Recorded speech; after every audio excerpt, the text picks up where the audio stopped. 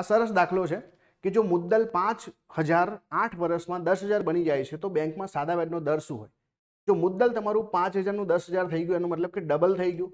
Double એનો મતલબ જે છે કે આપણે ડાયરેક્ટલી જે છે 100 ભાગ્યા જે છે n લખીએ છીએ, આ તમારો રેટ ઓફ ઇન્ટરેસ્ટ મળશે. પણ આવે છે ક્યાંથી આ?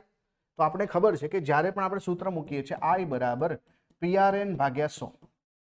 વ્યાજ તમને કેટલું મળે છે? તો 5,000 ઉપર 5,000 નું વ્યાજ મળે છે એટલે P જેટલું જ વ્યાજ મળે છે. તો P બંને બાજુ મૂકી દઈશું અને અહીંયા જે છે આપણે n જે છે કેટલું છે તો 8 વર્ષ છે તો ભાગ્યા 100 થઈ જશે. P નીકળી જશે તો અહીંયા શું થઈ જશે? જો અહીંયા 8 ના બદલે આપણે n જ મૂકીએ ને અત્યારે તો સૂત્ર આપણે બનાવીશું આનાથી. તો અહીંયા રેટ ઓફ ઇન્ટરેસ્ટનો મતલબ શું થાય? 100 ભાગ્યા n.